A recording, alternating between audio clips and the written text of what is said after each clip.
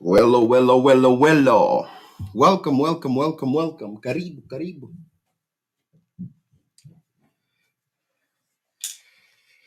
Good people. My people shot free. Welcome everybody. Karibu sana. Welcome. Karibu. Oh.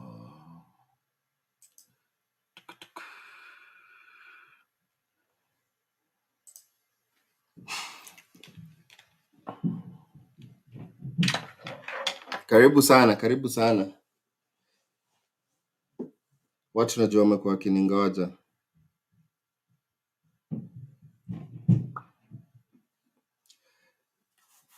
Watu wangu ni aje? Karibuni sana. Welcome. Karibuni sana. Welcome. So, today I have a topic, but I know najua we're still in green card season, so tunaweza anza. We can start with questions. Watu wako na maswali. If bado you have questions on the DV lottery, ask bana, ask. Kumebaki how many days imebaki?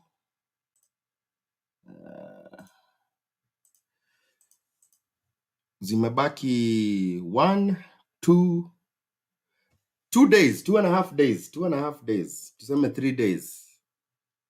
Kwa sababu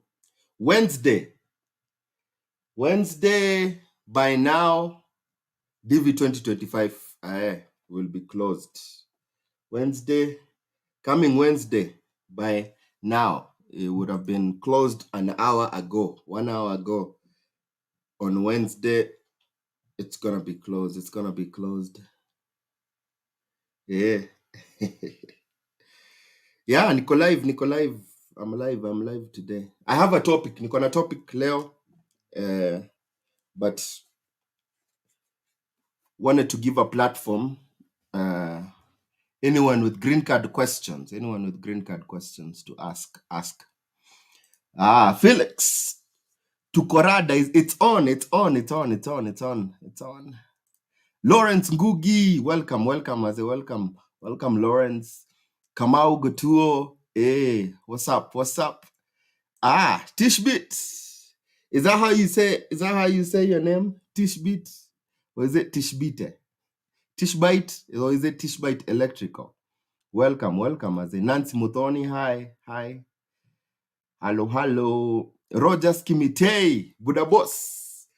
Vipi. Mini Kofiti, I am good, Maze. I am good. God has been good. I woke up. It is 11 a.m. in the morning over here. Mountain time zone. Sisi ni watu wa milimani, watu wa Colorado. Canada, niko poa. Felix, hi, swali tu. Wakati mtu anafeel DS-260, at what point does one have to pay the fee? No point. So, you don't pay anything. DS-260 is free. You don't pay anything. Zero. The only time you pay is when you get your 2NL. And by the way, because I know this question, a lot of people ask this question, but maybe I should clarify with a good example on what is a 2NL. I should as we are logging in, I'll show you guys so that you are aware. I'll share what a 2NL is, because people ask. If you have never seen the 2NL, it's hard. It's hard if you've never seen a 2NL. Okay. I'll have a good example there, and then I'll show you an example what's the message you're praying to get. Okay, log in. If you log in May 4th, because results are coming out zinakuja May 4th. So I'll show you the thing you want to, that what you're praying for, But I'll also show you the 2NL. You have been randomly selected. Let me see. Hey, I'm pulling that. Hey, you can share the live, man. Share the live, and give me a like to let people know we are live.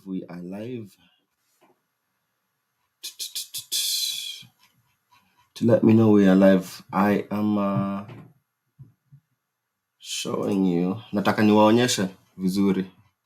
Nataka niwaonyeshe hiyo vile hiyo message inasema. What that message says when you get selected. I'm trying to find a good example.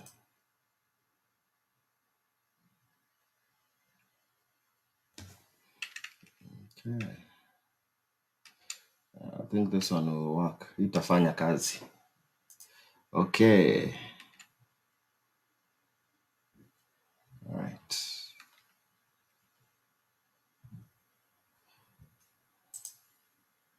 Okay. So let me share my screen so that I can show you. So I'll actually show you what is a 1NL. 1NL is the first notification. NL means notification letter. NL notification letter. So they don't call it 1NL, but it's technically your first NL is when you log in and you find out that you have been randomly selected. So let me share the screen. I know people get confused when you're talking about DS-260, 1NL, 2NL. What are you talking about? But I'll explain it to you in a way that hopefully will make so much sense to you. Okay. So sharing the screen, and I'm going to remove you from the screen, and then I'll make it bigger. Okay. So when you go in at the same place, here, let me show you actually, instead of, because I feel like it's so much better to show you. All right. Okay. Let me share the screen instead. So this is where you guys are going to fill dvprogram.state.gov. That's where you go to fill the DV 2025. Okay. So it has all the instructions, the photo examples, and then this is where you would go in and actually do the entry. And then down here is where you will come back next May. So see what time? May 4th at noon. May 4th at noon. Let me tell you what time. I think it's usually 7 p.m. Kenyan time, but let me show you. Let me pull up my time zone so that I can convert for everybody who's here. Anybody who is in Doha, I'm sure I have people here from Doha, Qatar, and Congo, Kinshasa.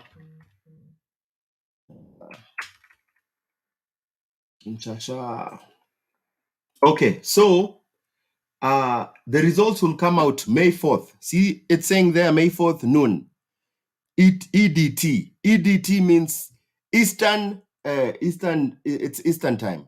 I don't know what the D stands for. They usually put their Eastern Standard Time, EST, but EDT is the same thing. So when it says noon EDT time, it means Eastern time zone. So this is the time zone they use, like New York time zone. So New York, people in the East Coast, New York, New Jersey, Pennsylvania, all those people in the East Coast.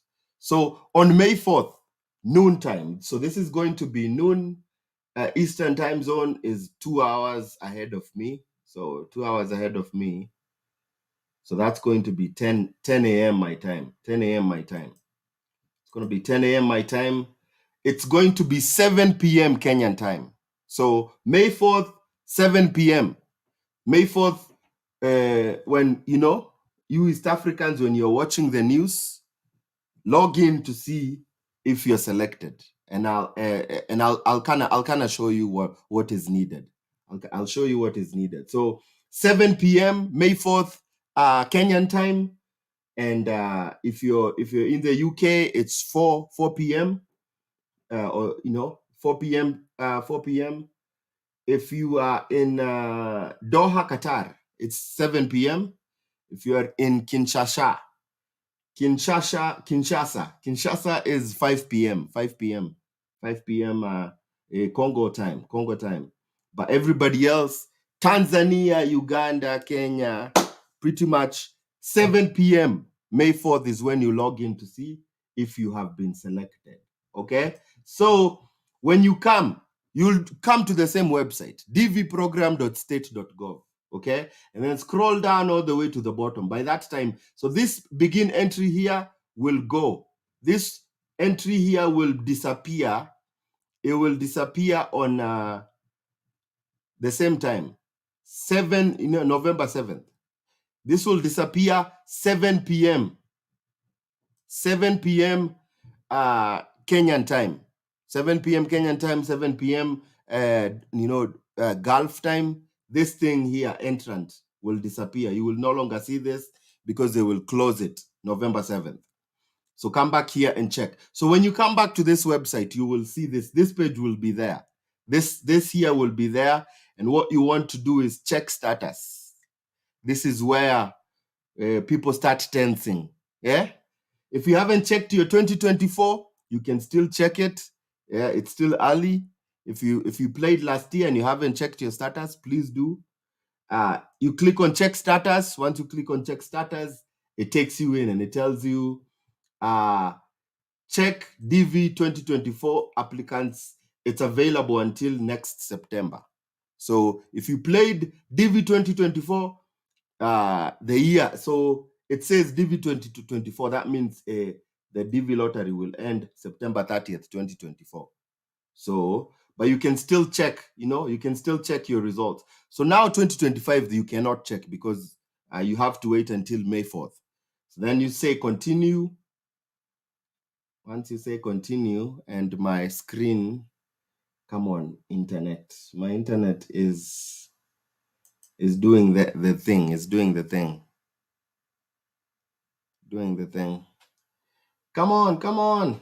Okay, all right. So this is the page it will bring you to. This is the page. But next year, so May 4th, if you come here, it'll have two tabs here. It'll have 2024 and it'll have 2025. So make sure you select the right year. It might be a tab, it might be a drop down. Make sure you select the right year. Make sure you select the right year so that you know, so that you can be able to check. And then the confirmation number that you received, you'll enter it here, the confirmation number. All right. Oh, it looks like I have some, but the problem is I don't even know if I remember the names. We'll just, so it'll ask you for the confirmation number, it'll ask you for the last name, and then it'll ask you for the year of birth.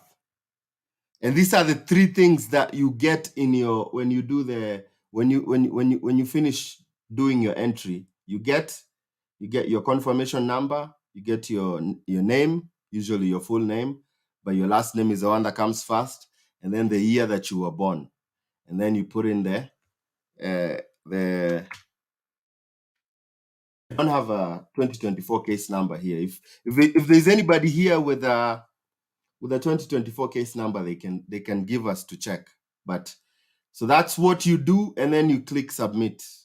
See, click submit, and then obviously it's telling me it's not valid because my numbers are probably not correct. My number is probably not correct. So, but this is how you check. This is how you check.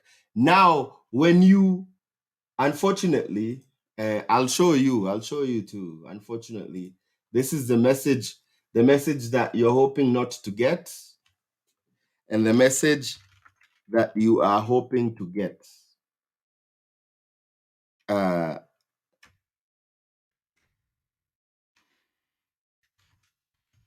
let me pull the other one there.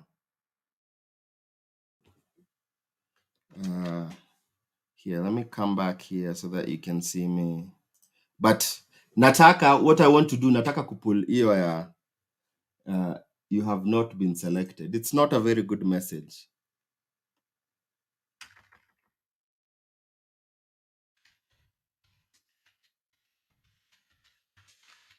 Nobody wants to. This is the message there, unfortunately.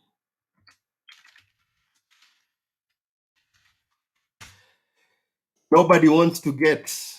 This is a message nobody wants to get.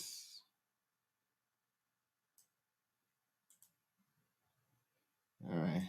Well, keep coming in, and put your questions in there. So I told you today I have an agenda. I have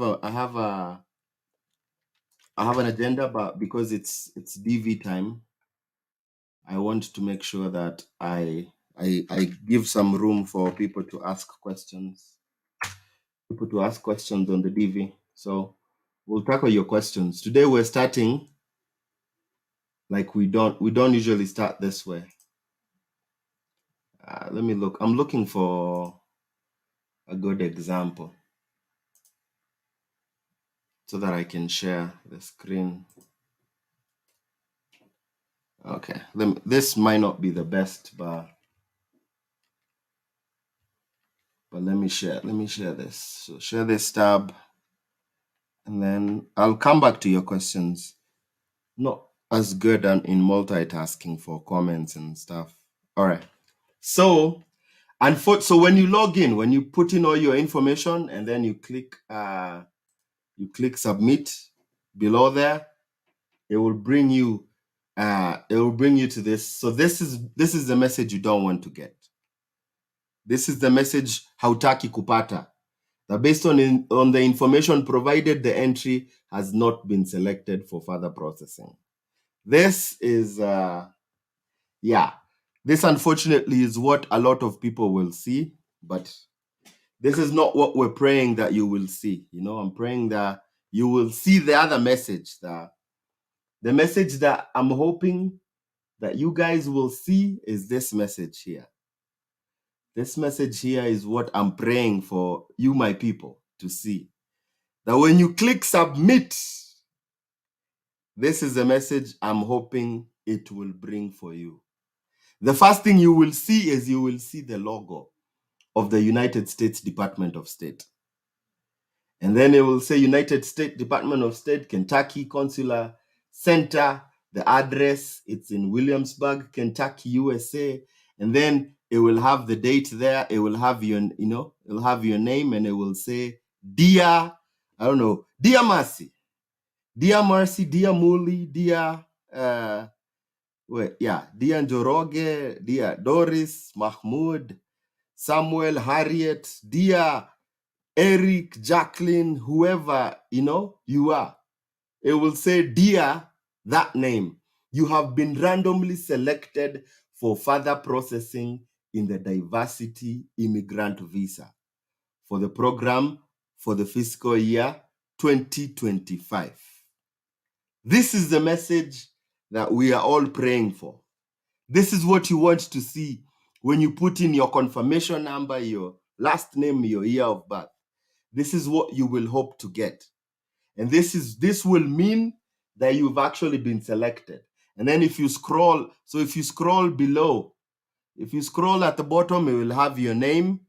It will have, not only will it have your name, it'll have your name, it'll have your information. It'll have your information that says, this is your name. It'll sorry about that. It'll have the case number. It'll have your case number as well. So when people ask, when do I get my case number? This is when you get your case number. This is when you get your case number. Let me see if I can find a good. Let me see if I can find a good one. All right, let me share this screen here. This one will.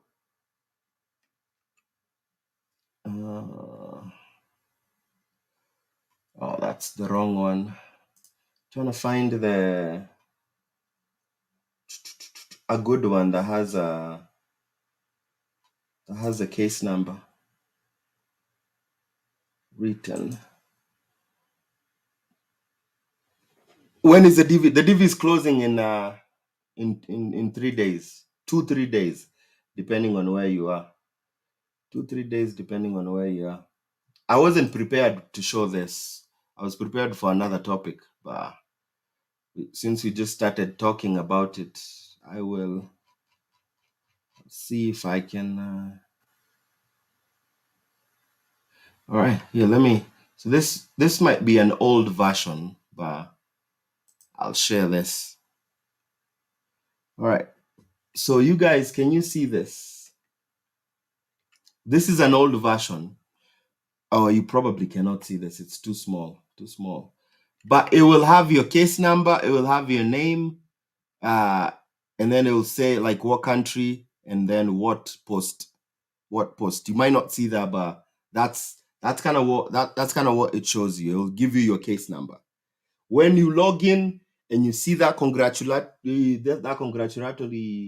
message, man, that was a tongue twister. You'll see that congratulations. It will have your case number. So people ask, when do I get my case number? You get your case number when you check the first time. Okay, and then your case number is then, after you get your case number, then you can move on to the next step.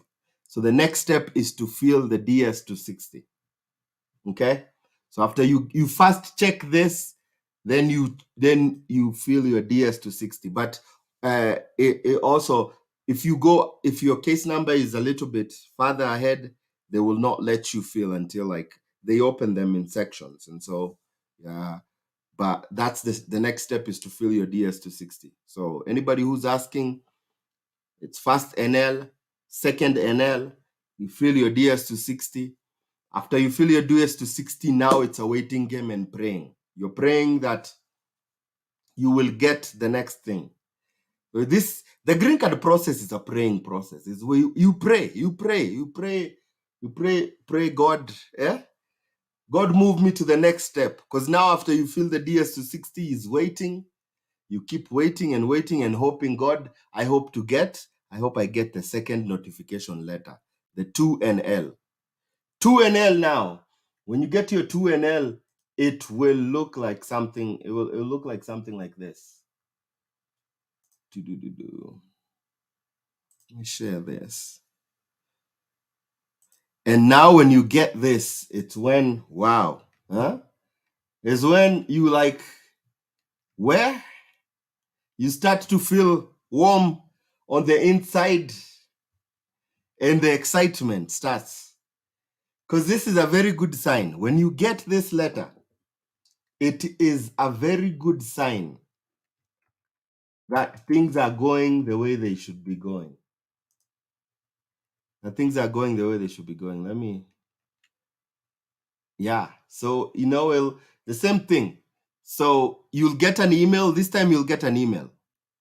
And then you'll go check the same way. See, you go check the same way. Actually, this thing here has, so you'll get an email. The first thing is you'll get an email. It'll tell you, okay, you have received an email notification to inform you that there's updates available. So you click on that on this site, or you can go to dvlottery.state.gov. After you go there, you go to the entrance status check. You go there, you put in the same information, the same information that we put, and then you click submit, and then you get your second letter, your 2NL. So now the 2NL also comes with, with a logo for the Department of State, and it will tell you your name, dear applicant. This is an official notice for you to, so it'll tell you that an appointment has been scheduled for you at the US Embassy. This one is a little bit old, but it's pretty much the same thing. And they'll tell you, like, you and any eligible family members, you'll be required to submit proof, when you go to the embassy. So then it gives you the interview appointment date. So it'll say it'll say the embassy that you're going to, consular section, the address, and then the date. It'll say that this is the date that you're going, and then the time. They'll give you the time there. So this particular person was called, and then it'll, at the bottom, it'll highlight if you have a family. It'll say case number, this one, principal applicant, your name. It's a DV diversity, and then what country what country is your country of eligibility. And then if you have, let's say you have a wife, then it'll say case number. It'll say it'll say the applicant name is you, and then the beneficiary is the person that, your wife, your kids. So everybody that you listed in your entry will be listed here. This is now we see, and then now you have to worry about going in and scheduling a medical.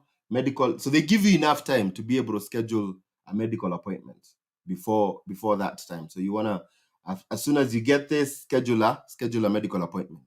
Schedule a medical appointment. So that's why you want to keep, once you fill that DS-260, you want to keep checking. And my friend, after that, you get everything ready, and I've done a comprehensive video to show you the whole process from the beginning to the end. But that's just I wanted to clarify for people who often misunderstand 1NL, 2NL, DS-260, and the 2NL.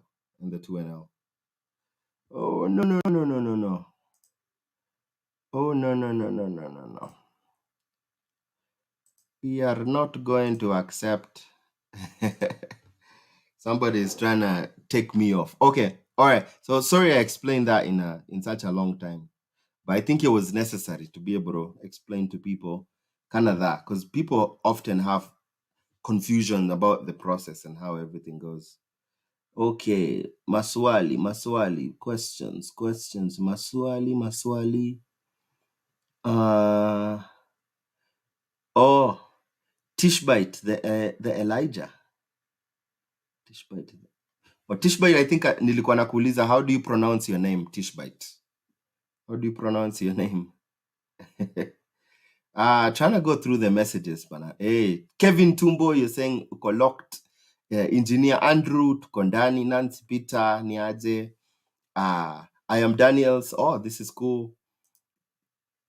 VP Owen, host, mtu akiwin lottery. I'm already hosting. I'm hosting two, and then I'll be hosting someone else. So I'm out of hosting, at least for the next what, 6, or maybe next 6-7 years. So, but I always help people. I always tell you guys, your hosts are, some of them are in the comment section. Your hosts are the ones who are commenting, because they're the ones who will win, won the DV 2024, they will win 2025. And those will be your future hosts. Okay.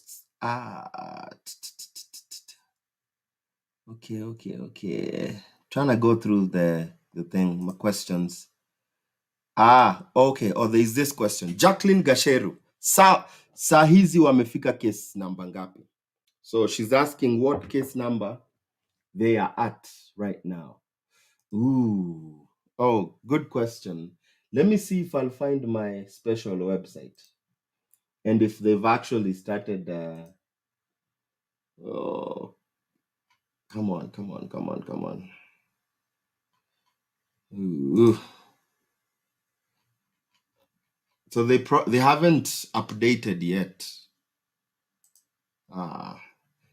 The special website. Oh wait, let me see. Let me see if I have a special website there. Let me see if I change that to 2024. It will give me saying page not found. Page not found. They haven't updated. Oh, wait. This page is a collection. Toggle menu. Oh, yeah. So they still haven't updated my special website for me to give you information.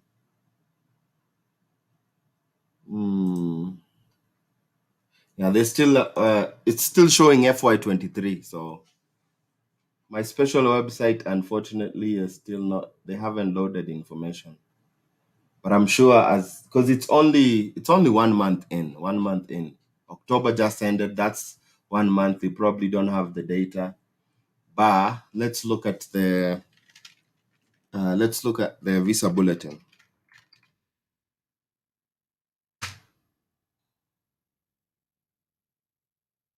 Let me share my screen so that you guys can see. All right, so and then I'll make sure I do that. All right, so if you go to Google and then just type in visa bulletin. It's going to bring you, the first thing it's going to bring you, it's the US Department of State. All right, you can go to the latest visa bulletin, which is 2023. This is the visa bulletin.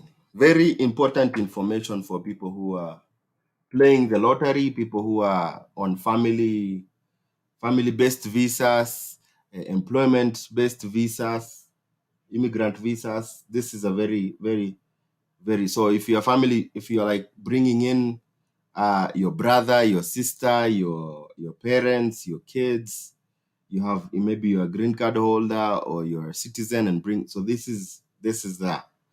I'll do a video on family, especially. I'll do a video on family. It's a little bit complicated, but I will find time. So there's there's family, but then there's also employment based. So that's for H1Bs and all those people who are nurses talking about retrogression and all those things. This is employment based. If you're coming here as a religious worker, they have different names and stuff. It's a little bit complicated. I'll do a video one of these days to talk about this. But these are employment based petitions, and they tell you like what dates they are looking at, what date they're looking at.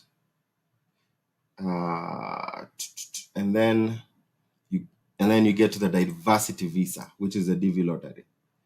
So give you the breakdown, and then they tell you, now here they give you let me see. Let me zoom out a little bit so that you can see. Okay, so yeah. So this tells you here the DV 2024 and where they are at. Okay. So right now for Africa, there are people who are case number 10,000 and below are receiving their 2NLs and going for getting scheduled for their interviews. So right now they are 10,000 and below. 10,000 and below. Hopefully I answered your question. And then they usually give you the next month. So next month, December, looks like they'll go to 11,000. Yeah. So next month they look like they'll add 1,000 more and go to 11,000. All right. Okie dokie. I never usually I start most of my sessions. I start them and then I leave questions at the end, but I usually close early because maybe the sessions is super long. Okay. Eric Kinundu, in case ukuwe na majina mbili ya kizungu alafu uweke moja, kuna noma? Yeah.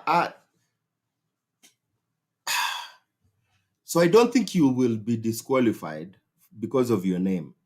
And confusing your names, by the way, that's a thing. If you confuse your names, maybe you put your first name as your middle name and middle. Confusing your names will not be that is not disqualification. Okay, when you fill your DS-260, make sure you fill it correctly. Fill your DS-260 or your entry the way your birth certificate is filled out if you don't have a passport. But if you have a passport, use the passport. This is why I tell people, because people tend to have problems with names. If you have only a birth certificates, they are not consistent. Birth certificates, some people have 2 names in their birth certificate, some people have 3 names, some people have 4 names in their birth certificate. And so birth certificates, there's not a standard process. It's like maybe the person who filled it for you did it this time. And so your birth certificate has to match your passport in a way that, on the line that says your name, usually for most people it will say 2 names. And then what happens is, when you go to fill the passport, you have to put a surname. A surname is usually the name of your father or your mother.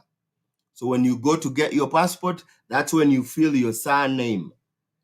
So when you're looking at your birth certificate and you have 2 names, so then if you have a father, look at your father's middle name. Because that's the way we name people in Africa. We name, first name is usually your Christian name. The middle name is usually the name, your name. And then the last name is usually your parents' actual name. So your parents' middle name, right? So my middle name is my name, my actual name, the one that they named me when I was born.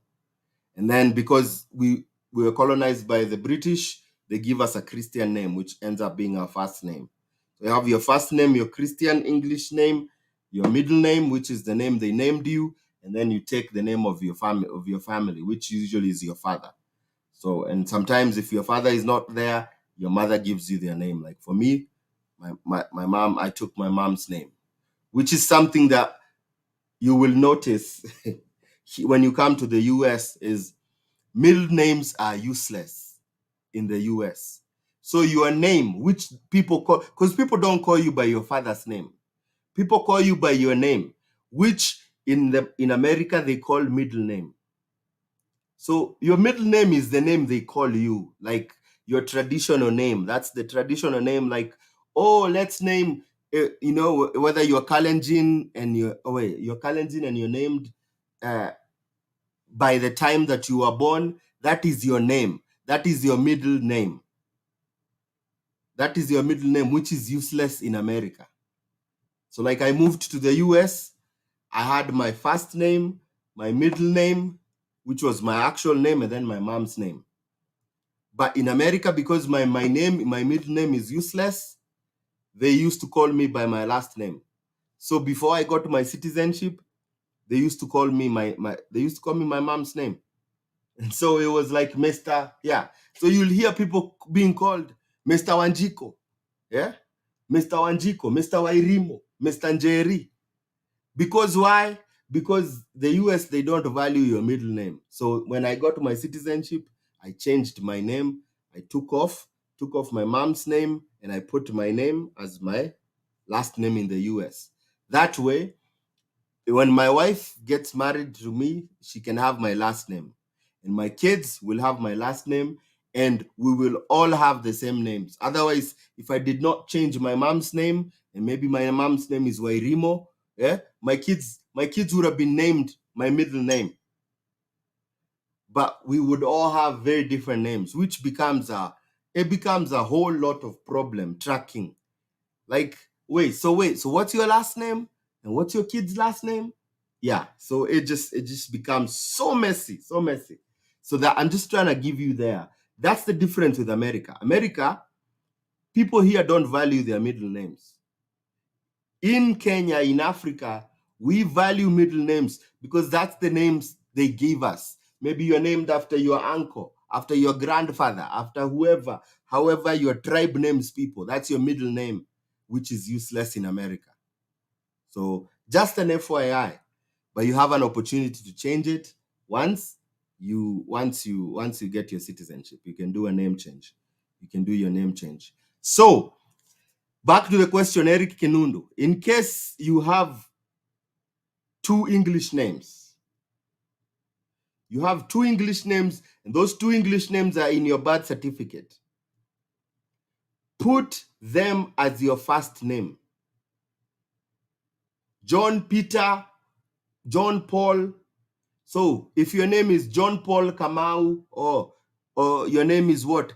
Eric, I don't know what name rhymes with Eric that you would have to. Eric Peter Kenundu Matasia. Maybe that's your name, Eric Peter Kenundu Matasia. All right? So Kenundu is your middle name. Eric Peter is your first name. And then the last name is your family name. Hopefully I've explained it. I don't think I can hammer that topic anymore the way I have hammered that. So people don't confuse. If you have your passport, use your passport. If you have your birth certificate and you have two names, put your mom's or just if you have a father in your birth certificate, put your father's name as your last name.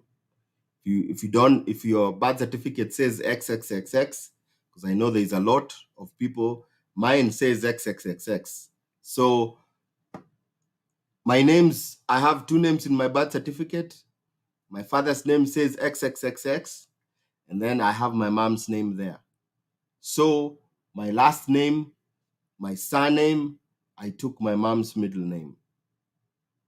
Okay? So if you have a birth certificate, this is how you use it. That's what you do. Usually take your dad's middle name and then your two names. That's your whole name. Hopefully, I've talked a lot about names and stuff. I know, because I know it's that's the big problem, is how America views names and how we view names. Okay, my game. Kwa interview kuna minimum requirement ya grades mtu alipata KCSE. Nimeona YouTubers wengi wakisema D- ni ukweli, kama ulipata E bado no. There's nowhere it says anything about grades. Yeah, there's nowhere it says anything about grades. Now, yeah, I have never seen. I have tried to look. I have not seen. It's not written anywhere on official websites about a D-. So if you got an E, show up with your E, with your head held high. Yeah, show up to the interview, my friend. Yeah, and get your visa. Get your visa. Nobody can tunya you. Nobody can tunya what God has given you. If you've got your E, your egg, and you are excellent in your own way. If you got your E, show up to the interview with your head held high. Go pick your visa. I think that's what I would call jabaration. Jabaration, it's sometimes when one person says something and then another person goes, watches it, and then they go say it, and then someone else goes, watches, and says the same thing. Now you have 2, 3, 4, 5, 6 people, it becomes facts. This is the problem we have with the internet, is you have unverified facts that go on, that people keep saying, but they don't have any proof. Because if you ask that person, can you show me where it says that if you have an E, you will be denied visas? They will not show you. They will not show you anywhere. Because it doesn't say anywhere. It doesn't. Jabaration. Okay. Samuel Day. Owen, how can I talk? Oh, okay. And I saw your email. I'll respond, my brother. I'll respond. I have just been a little bit busy. I tried for a visitor visa in 2018 and I was denied. What are my chances if I try again? Would you mind guiding me, please? Will appreciate. So a lot of people get denied visas once, twice, 3 times. Some people have been denied more times. I'm not a proponent for trying as many times as possible. I've done some very good videos on if you ever denied visa. The best thing you do, and if you ask the visa officer before you leave, what do I need to do? Some of them will be honest. They'll tell you uh, when you get denied, and that's why I'm always ask questions even when you get denied. I know the emotions are your heart has been paragashad. It's been crushed. Your heart has been crushed because you did not get the visa you thought you would get. But if you can get it in the frame of your mind to compose yourself, to get this vital information from the consular officer, to ask them, what why did you deny me, or what can I do better next time? Very vital information. Sometimes they might not tell you, they might not give you anything, but it's better to ask. Because Angel Gabriel could be speaking to them, and people have done this. People have asked this, and they've actually gotten very good nuggets. I have a friend who they were denied. They asked, what can I do? And then the consular officer said, go back and build your business, and then come after you build your business. Very important nugget to get. Because what that guy did, he went back and he took like a year to build his business, to make sure his business was good enough, his bank statements were good enough, came back to the embassy. That guy got the visa. He got the visa. But you know why? Quick thinking. I know quick thinking under duress, under stress is very hard. When you go in there, you're waiting, thinking that, they'll meet you like saying, Zobu, Zobu. Like, the lion is here. But then they don't even look at your documents. They look down. They ask you one question. And then you see at the corner, he's removing. Imagine this is a pink card. He's giving you pink card like this. It's hard to compose yourself to say, why did you deny me? Because you're like, what? I thought I was going. I thought I had everything. You came with like a wheelbarrow of documents, and they did not even ask one. I think that's why I tell people, watch my videos. You can bring a whole track full of supporting documentation, a whole wheelbarrow that you are struggling to bring it into the embassy. But I've constantly told you, and they have very good, like the playlist on the US visitor visa. If you listen to that playlist, it is very comprehensive. It tells you some very good nuggets that will help you. It doesn't matter how much supporting documents you bring, my people. Yeah? It doesn't matter. Doesn't matter. What matters is here. What you're going, what are you saying? What you filled in your DS-160, what are you saying? Not what I brought to the interview. What am I saying? What is my truth? Stick to your truth. Don't worry too much. That's why constantly you find people going and getting visas even with weak bank statements. Because we, as I don't know, speaking as a Kenyan, we have trust issues with people. Trust issues, and so we have to show.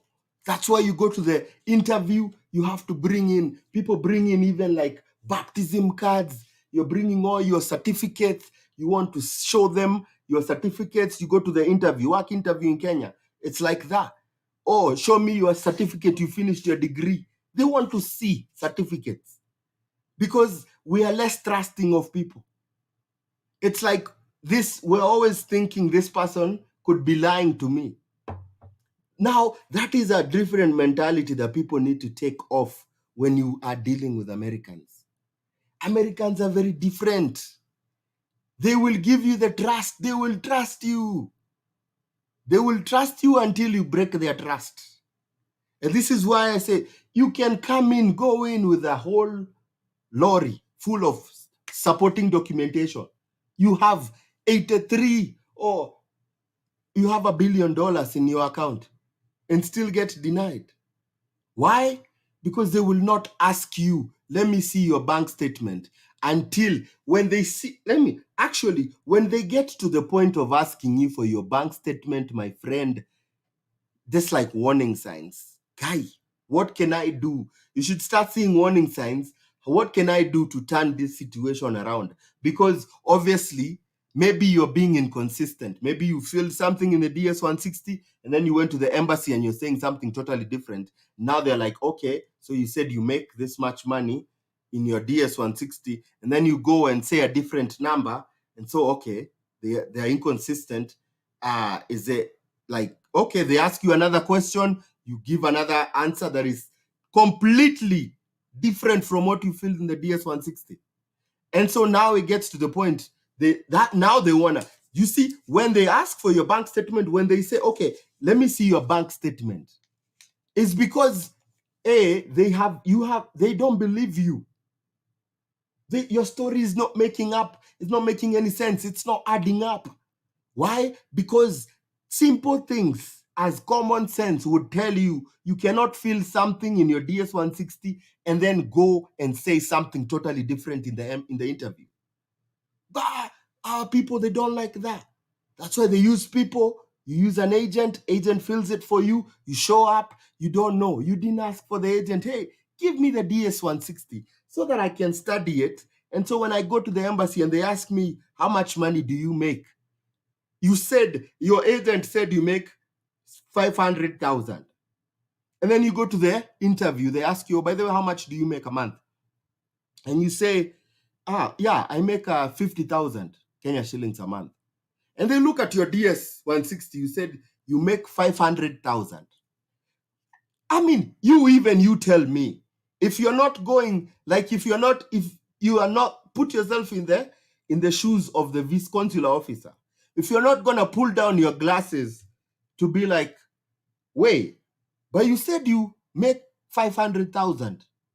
Now you're saying to me you make 50,000. How is that? How is that? So yeah, Brab, and I don't want to go on a rabbit trail.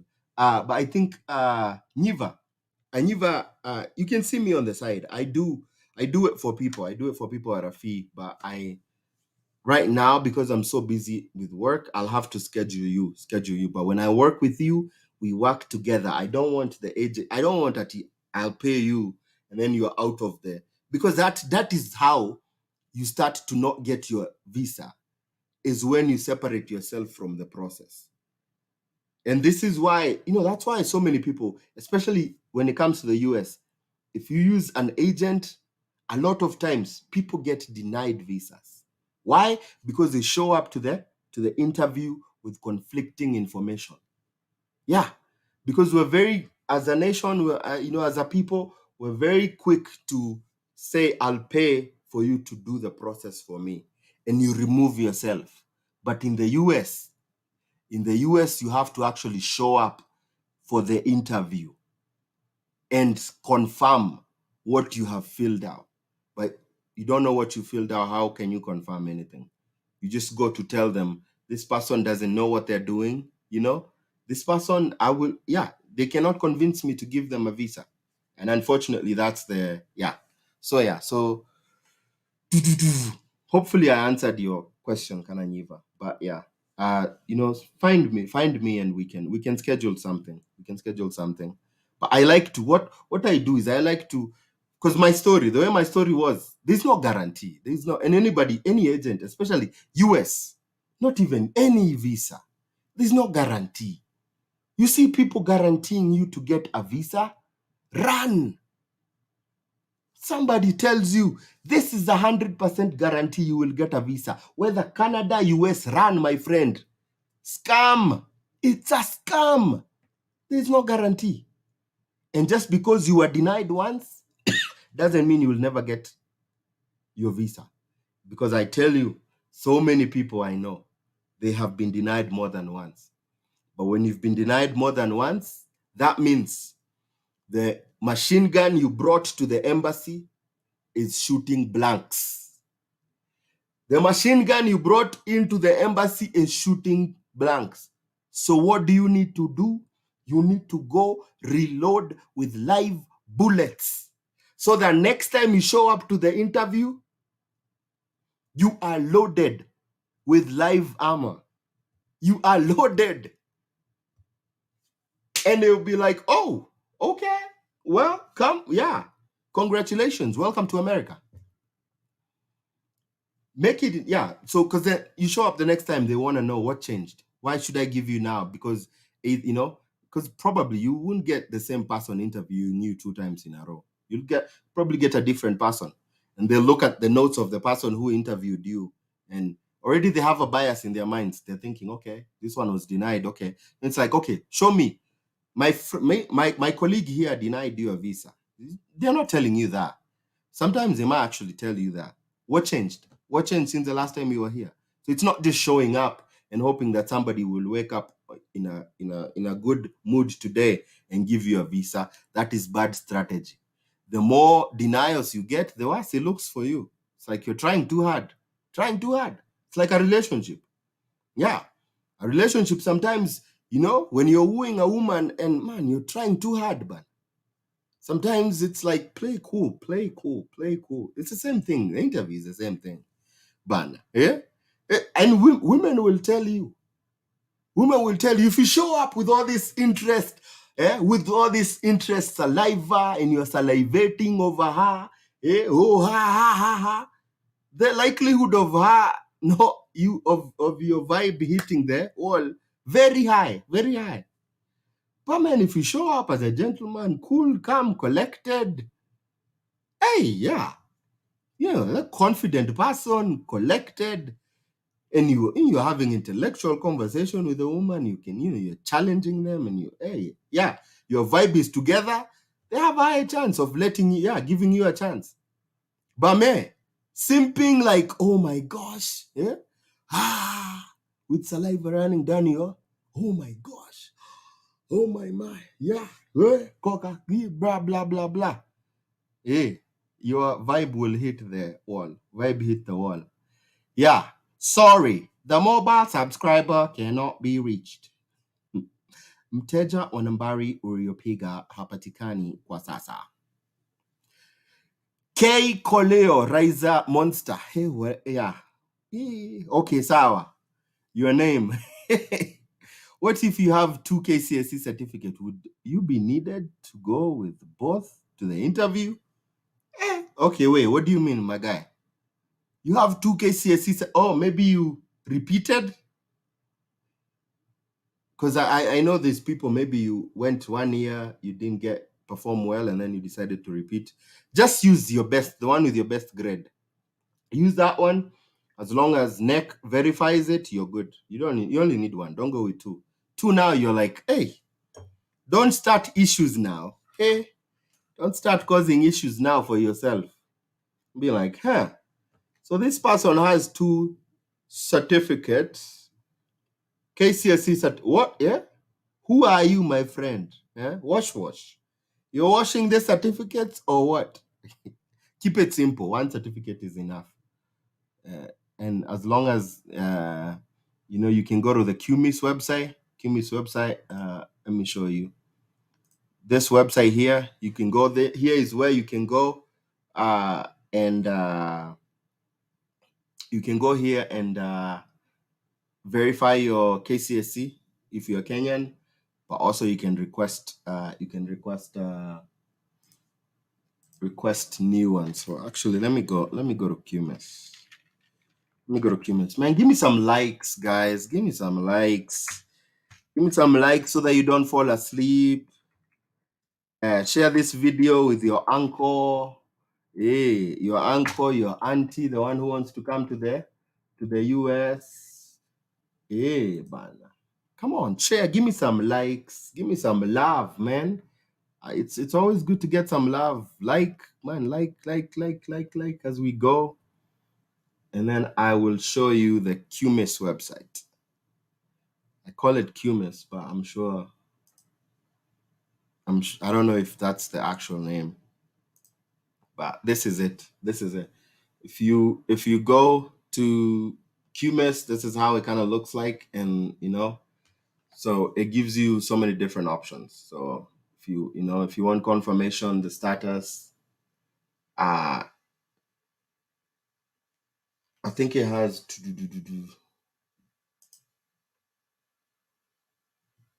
yeah. So if you have a lost certificate, you can go and if you have a lost certificate, you can go and get your certificate.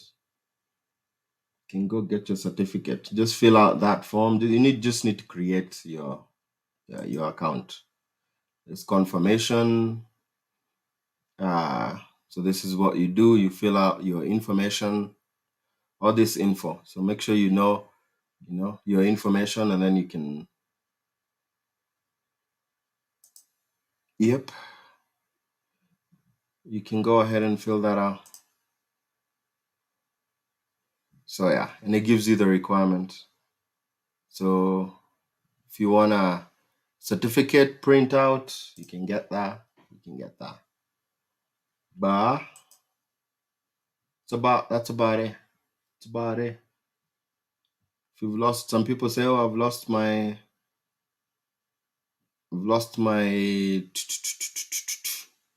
certificate. How can I get it?" You can go online and get it there. Go online and get it there. All right.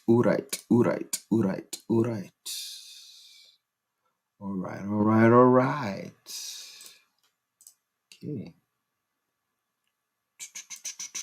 So yeah, man, if you haven't subscribed, go ahead and subscribe. My channel is very informative. We share information for free,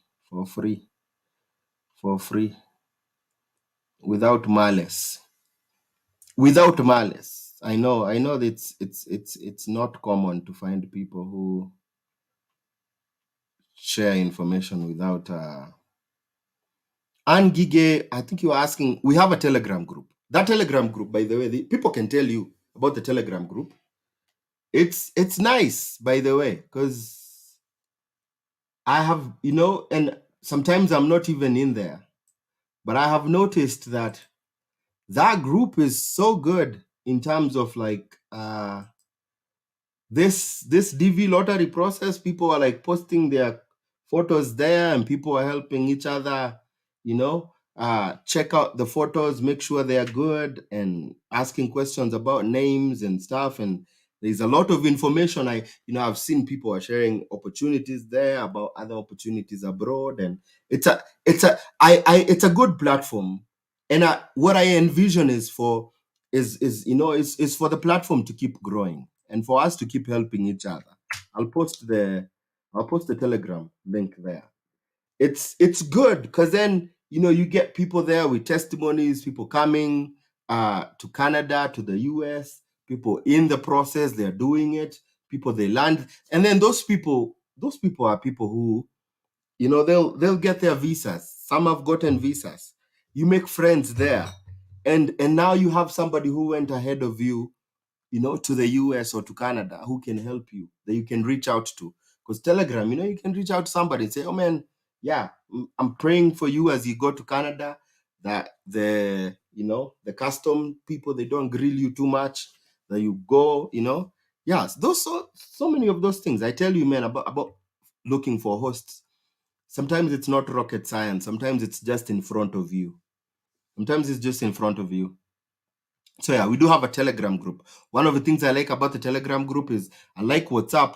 WhatsApp, you have a limit. Like, you get to this members. It's I think Telegram, what is it? 200,000. So many people. Yeah, so many people. If you have like so many, how many people do we have now? Let me see. But to me, it's a good platform. But people ask questions, and I like the vibe. It's like what, like 2,700 members. Yeah, 26, 8 or 9. I see you guys joining, but it's get in there, participate, answer questions. Sometimes I jump in, answer question. I think I have two admins there. I'm also an admin. I think the vibe it's a good vibe, positive vibes. We always do positive vibes, helping each other, man. If you have opportunities, share. If you have challenges, questions about moving and all that, ask those questions. This is where we grow together. We grow together. Aye. Okay, Lawrence Ngugi, bro, after mahojiano yako na Ben yule msee wa Qatar, I applied mine today and ikakam through. In fact, jina nilicheki video yako and how to check passport photo na ikawa useful. Thanks sana. Oh, man. Big up, man. Big up, big up, big up, big up. That's good stuff, man. Good stuff. I always love it when, when you hear that that your information is useful. So thank you for sharing that, Lawrence. Thank you for sharing that info. Oh, Masi Amonde. Hey Owen, it's my first time attending your live. Hopefully sijachelewa class. Yeah. No, you are not. You're not super late. You're here. You're here at a good time. You're here at a good time. If you missed anything, this video is always saved in my live videos. So my live videos. I came in here with an agenda, but I don't even know if I'm gonna get to the agenda because the questions they keep coming. Muli Daniel Dani from Siokimau.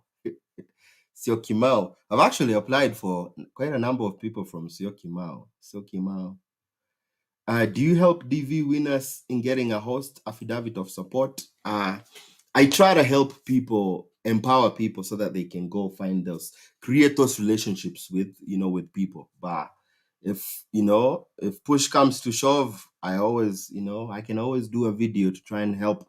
I've done that in the past. I post a video, somebody looking for a host, if you can host them, and then I think all those times I've done that, somebody has found a host. But that's not I don't do that I just, if somebody comes in and they say they need a host, if I know somebody, I try to connect them to them. Hey, see if this person can help you and blah blah blah. Yeah. Oh, Mercy, you actually have a question. I heard on one of your videos you mentioned mambo ya bank statement. What is the requirement? Bank statement for DV lottery. For DV lottery, the bank statement is not important because for DV lottery, it's the host. If you get a host, your sponsor, your affidavit of support, your sponsor takes care of you as a DV lottery. Or by the way, too, people ask me the question: what if you have enough money to take care of yourself? Do you need a host? I mean, if you are able and you have the money and you can prove it that you don't need an affidavit of support, that you can do it yourself. I mean, yeah, why not? Why not? Why not? You can go prove, prove it to them that you are able to support yourself. That way you don't, you can move. Because the thing is, they're preventing people from becoming ombas, begging, becoming a public charge. Public charge, when they say public charge in the US, is becoming a chokora in the US. Omba. They don't want you to come to America and become a omba. Become omba. Aya. But as far as bank statement, it really does depend. School, I don't know what visa you were asking. So I answered that question based on the DV because that's the thing that we have right now. That's the thing we have right now. Most of the questions are around age limit, police force. There's no age limit. Obviously, you have to be physically fit. So you cannot be 70 years old and you want to join the police force. Because you have to pass basic training and fitness. So, but as far as you're 35, you're 4, yeah, you can join as long as you're physically fit. Then you're good to go. You're good to go. The minimum is 21 years old, but no maximum. But obviously, for you to complete basic training, my friend, yeah, and you're 60 there, yeah, they tell you do push up, and you do push up, and you end up in a wheelchair because the bones they gone. Yeah, so I think, yeah, it's to that level, yeah. But otherwise, yeah, you can join the police force, man, as long as you're physically fit. Niaje Owen, nilijaza shule standard 8 nikiwin nijaze DS-160. So Helen, I'm assuming you failed the primary only because you qualify for the experience. So I think when you feel the DS-260, then you have to feel about the experience, what the 2-year experience is, 2 out of the last 5 years, whether it's the work experience, training experience, or yeah. And I've done a video on people who did not go to high school. People who did not go to high school. Oh, Naomi was saying, dear Naomi, in Jesus' name. Naomi wants to see her name on that first NL. Dear Naomi, you have been randomly selected for further processing for the diversity. What role does resolution play in your photo? Well, I mean, the thing is, that is a tool from the Department of State. So the DV photo tool is a tool from the Department of State. This is the department that is actually doing the selection. Is doing the selection. So if the photo tool is saying that your resolution is you've been rejected because of your resolution, there's a reason why. There's a reason. Yeah, your photo is being is over compressed. So yes, when they tell you that, then you obey that, because the other ones are secondary. The other websites I tell people to use for photos are secondary. But the DV photo tool, it's from the DV. Yeah? Hey, they mention it. They mention it in the instructions to use it, to check. Why? And you want to ignore, you don't ignore that, my friend. At least you make sure your dimensions are good. If your thing is over compressed, I did a good video of a cool software that you download in your computer. It helps you fix that by a click of, yeah, it's a very simple way to fix that. When is the DV closing? I think I showed you the DV is closing November 7th, 7 p.m. Kenyan time. 7 p.m. Kenyan time. Muktasari wa habari. When they go read the news, the Muktasari, then it will be closed. Moveril. Hi bro, sitawahi kusahau maishani, chemichemi ya maisha. Thank you man. Appreciate bro. Yeah, it's wrong. If they say your photo is too compressed, it's wrong. Believe that one. That is a tool from the Department of State. And did you see Kentucky Consular Center? That is them. Yeah? Where they tell you your photo is too compressed, you make it uncompressed until it tells you, you do not need to crop your photo. It doesn't give you the thumbs up, but it tells you that your photo does not need to be it does not need to be cropped, which is like your photo is good dimensionally. Now go look at the other things, because I did a video on the goat. The goat, I manipulated the goat with my two softwares, and the goat passed both tests. So that's why you need the eye test and the other website to make sure you're checking on the other things. Yeah. Yeah, I see some more. Yeah, I think I covered the resolution photo. Priska Kalno. Is it Kaino or Kalno? Thank you, Owen. You're so informative. First time watching you live. I normally rewatch after the lives. Welcome. I say welcome. Welcome everybody that is is joining us now. We've covered a lot. I think I came in with a different topic, but you guys are like we are rolling on Moveril. Cheki bro, niliapply kwenda Qatar and visa yangu imekam 4th. Should I still jaza like niko Kenya ama Qatar ama no? Whatever. It doesn't matter. It doesn't matter. What you feel in the like as far as where you live, you will change that. You can change that. Haimati, that doesn't matter. That doesn't matter. Just feel whatever you're gonna be in Qatar, put Qatar. And then when you check your results and you've won and you feel your DS-260, then you can feel where you are. So yeah, you feel like your DS-260, you want to make sure you put where you know you will be when the interview happens. Yeah. I mean, you can always call. You don't want to do that. You can change your DS-260 by, before your interview, by calling, by talking to, writing, you can write an email to Kentucky Consular Center and tell them to unlock your DS-260. But that's not a move you want to make.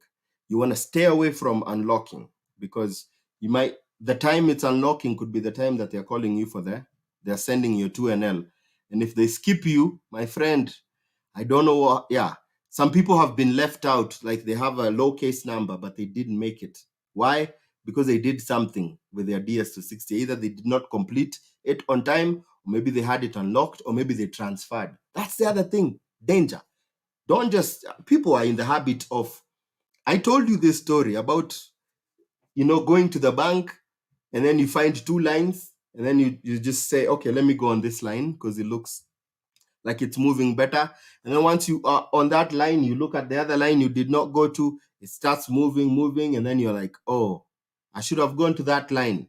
And so you change your mind and move. And by the time you move is when the cashier is going for lunch. So, and then so many people have come behind you. And then it's like, so why did I even move in the first place? Now you don't want to be that person. You don't want to be that person that asks, guy, why did I transfer?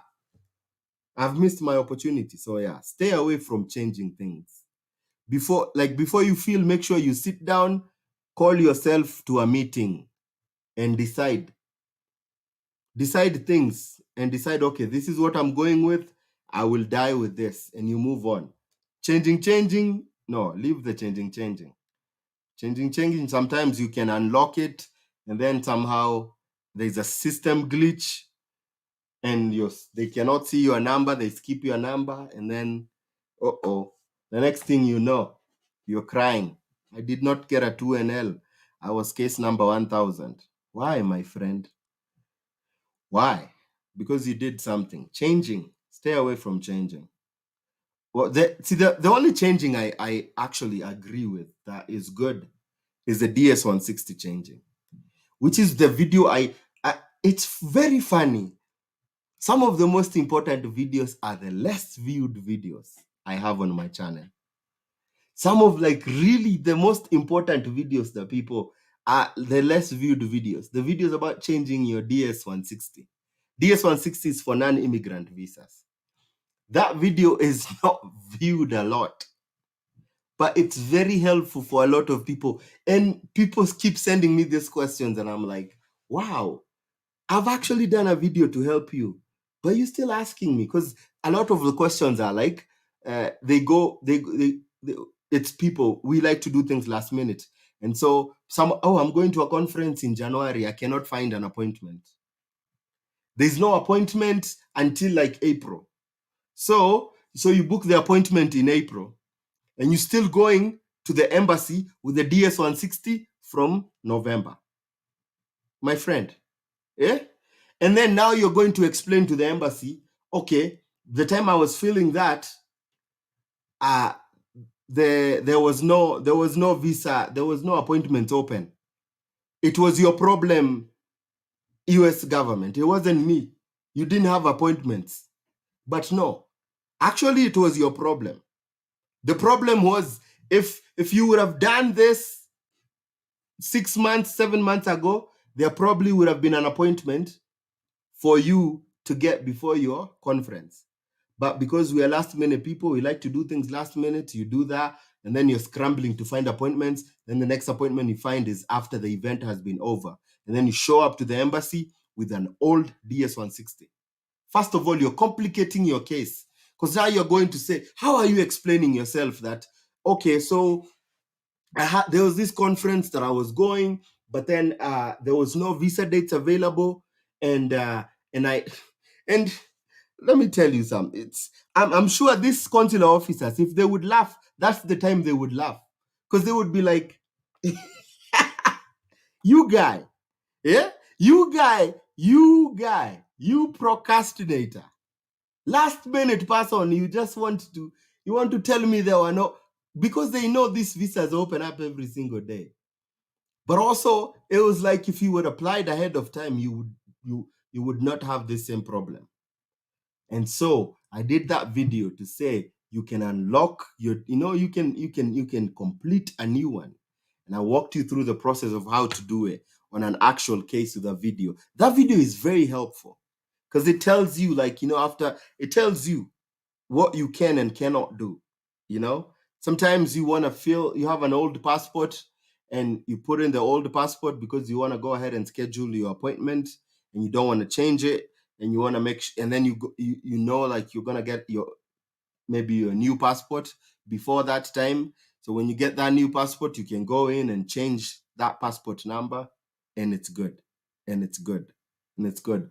It's good because then you can, if you change your phone numbers, you can change it there. If you change your email address, you can change it there. That's a very important video.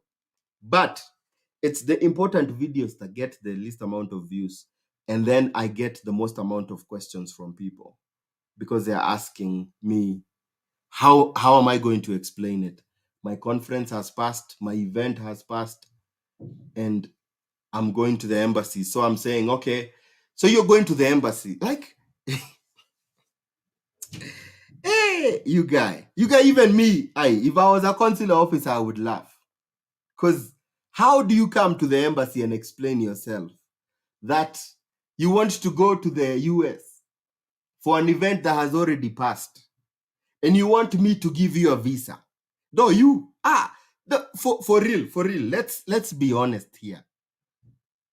Even you, just remove yourself as the applicant.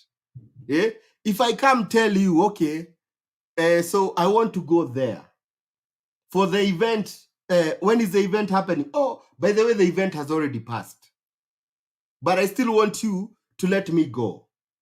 Because, yes, America. Hey, you cannot make this stuff up. Our people. Hey, man, I love our people. Our people. Hey. Ella Katrinazi. Ella Katrinazi has a question. Can I leave my beneficiaries behind? Then I come for them later after winning. After winning? I think maybe your question is phrased not in the right way, but I think you're asking if you can leave your beneficiaries behind and come for them later. So what I've done and what I've told people is, if you have a family, even if it's taking up a loan, you get your 2NL. And if you're coming in now and you're misunderstanding 2NL, DS-160, the beginning of this video, I did a comprehensive talk on kind of like the process: 1NL, 2NL, 1NL, your DS-160, then the 2NL. I kind of did a good breakthrough for people to explain to them. I showed them, how a 2NL looks like.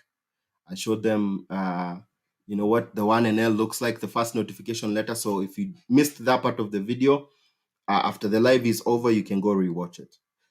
It's important. But I think you're asking if you can leave your beneficiaries behind. What I can tell you is, if it's a loan you need to take, once you get the 2NL, very good chances that, as long as everything was good, the DV lottery interview is a very easy interview. Very easy interview. If you did not, you did not like lie and do all those. So the problem comes in when you lie. When you lie, you complicate, man. You lie, you complicate.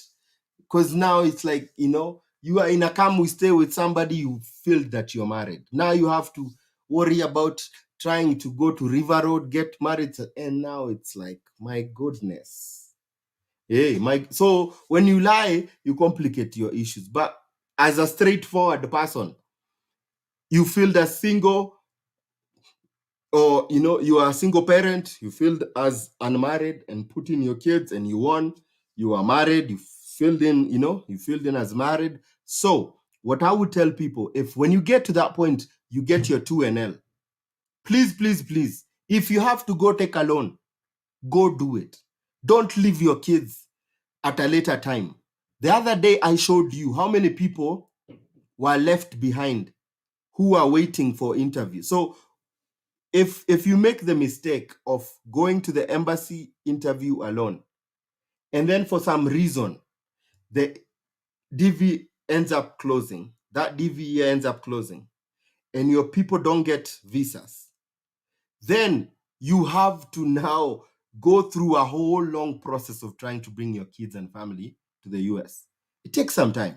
It takes some time, especially as a green card holder. Man, you're thinking it's gonna take years to bring your family. So instead of sacrificing years without seeing your family, you having to go back home to see your kids, this is what, if you need to take a loan, take a loan to go to the embassy interview. Just the embassy interview itself. Go together as a family. That one, just the embassy interview alone. So for that, the only thing you need to pay is the medical fee and the embassy fee, the $330, and then the medical depends. Some people it's like from 36,000 Kenya shillings to 45,000. I just summarize it to be like 100,000. So if you have 4 people, you're looking at 400,000. If you have 5 people in your family, you're looking at 500,000. I would please, my friend, if you need to take a collateral, take a loan. If you have a merry-go-round, you get to that point, you get an embassy interview, you want to bring your family. Now there's another, so the tickets are the ones that now make things super complicated, because now when you're thinking about now buying extra ticket, like buying air tickets for your family, now that can be complicated. But for the visa interview, go together. Go together. Once you go together at the interview, people ask what are some of the questions are, because one of the things they want to verify your education. They look at your certificate. Yeah, if you said you went to the university, they can ask you, for just proof your acceptance, your acceptance letter or whatever that shows that you actually go to that university. To prove your education, they want, they ask you for your passport because they want to prove it's you. If you have kids, they might ask, is this your dad? Is this your mom? So but it's a very easy interview, unless your things, or maybe if you have, what complicates it is if you are hiding stuff, and they start, they might, your marriage, they might ask for, for your marriage, marriage certificate, and questions about marriage. But it's not it's not a complicated interview. It's by that point, if everything is in order, that is almost a sure guarantee you're gonna get the visa. If you have everything in order, you get your 2NL, and with good time, you've gone and gotten your medical clearance. There were no issues with your medical, then you're good to go. Yeah, because if you have issues with medical, they'll tell you, before they send the things to the embassy. They'll tell you if you have issues with TB, or there's some things you need to. They'll tell you. But if you have the green light for medical, and your papers are good and in order, the visa, it's the easiest of them all. Easiest. Because they're just really wanting to confirm it's you. I'm the one who applied. Hey, you're the one. This is your family. That's pretty much it. Not too complicated. Not too complicated. But yeah. So then after you get your visas together as a family, what you can do, you can decide as a primary applicant is the first one that has to go into the US. As a primary applicant, you can go to the US by yourself, because maybe by that time you don't have enough transport fare you don't have enough air ticket for all your family, come here, get hosted. It's usually easier to come alone to find a host when you're by yourself rather than your family. Come here, work hard, work hard, work hard. It's very easy. That loan, I tell you, I tell people, that loan, even if you come start washing diabs, doing CNA jobs, taking care, of all the elderly people and stuff, you can, like, if you're really hardworking, that money, the money, that 400,000 will be back by 400,000, and you're being hosted. So you don't have very much that you're using in terms of, expenses. Sometimes you get somebody who hosts you for free. That's you, man. Hosts, me, I tell people, if you don't know, people come here and man, our people can be entitled. Our people have made it hard for some people for some really good hosts to stop hosting people because of how malicious they are. Because of how malicious they are. I keep talking about hosts. People keep talking about hosts. One of the biggest problem people don't want to host other people is because of all the drama that the people who are hosted they bring, man. Yeah? Yani, you want to come into someone's house. You want to maybe start bringing boys over to a house that is not yours. Man, you want to just wake up, eat Netflix, go to TikTok lives, YouTube lives, telling people about your life in the US, flossing in their cars, in their homes, showing their personal spaces and all those so many things. And you don't even you cannot do dishes, you can't do house chores, you can't help in anything. And then you start working. You don't even think about someone is dropping you off to work every single day. There's no single day you can say, hey, excuse me, ma'am, let me fill your gas for you today. Those are small gestures that go a long way. May I tell people, somebody who is willing to host you, somebody who is good, because first of all, they have to prove they can host you. They send in their tax return or their IRS transcripts. So those are very good people. You wanna, handle with care. Those are the kind of people you wanna handle with care. Because if your life ever goes upside down in the US, which I tell you this, everybody has a season in America where their life goes, chubui. America is not perfect. It's not as easy, but compared to Kenya, I will take America 1,000 and 1,000,001%. Yeah, because there's opportunities, there's life, but it's when people talk about America and the problems, a lot of those are first world problems, which is not a problem for somebody living in our countries. That's like I personally I cannot discourage anybody from coming here. No, because why? It's like pretty much, I mean, so many things are good. You just need to find good information to kind of navigate through things. Otherwise, me, I tell people, come here, kuzeni. If you are struggling back in Africa, if you are struggling, come here, man, come here. Some of us, we came here struggling. This country has made us break the cycles of poverty. Hey, me, I tell, hey, where? Come here. But I was talking about hosts before I went in a different tangents.